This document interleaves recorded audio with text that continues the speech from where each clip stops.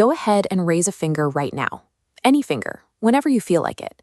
But as you do it, pay close attention to that exact moment you felt the urge, the split second you made the choice. Neuroscience has strong evidence that your brain actually made that decision well before your conscious mind had any idea. This timeline maps how that choice actually happened. The sequence of events is totally backwards. We found that the brain initiates the physical action up to half a second before that conscious feeling of choosing ever occurs. Which brings up a very uncomfortable question. Did you actually make that choice to move, or were you just given a notification about it after the fact?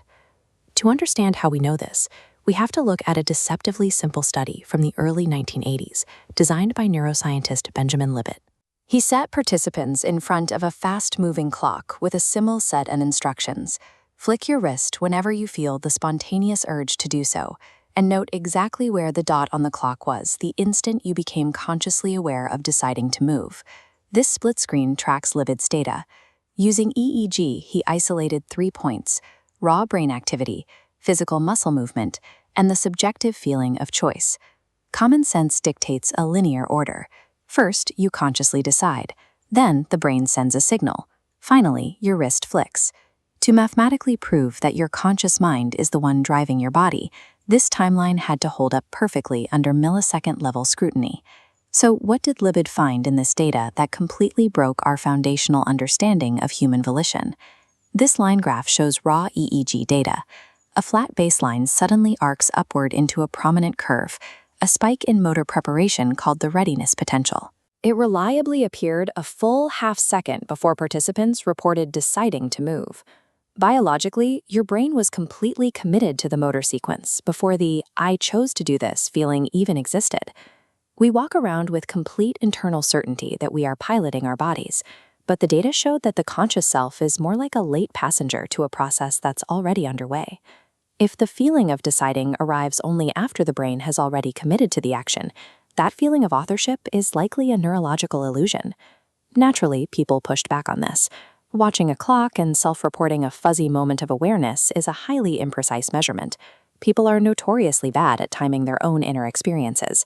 Decades later, researchers updated the methodology. They brought in advanced brain imaging, like fMRI, expecting to close that awkward timeline gap and restore conscious free will. This expanded timeline shows what a 2008 Max Planck Institute discovered. By tracking blood flow in the cortex, researchers found they could predict a choice up to 10 seconds before participants reported making it. 10 seconds is an eternity in neuroscience.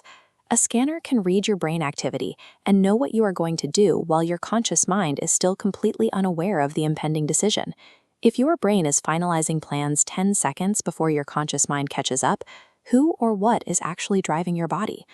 Libet himself struggled with this conclusion, but he proposed one potential lifeline for human agency: a late veto power.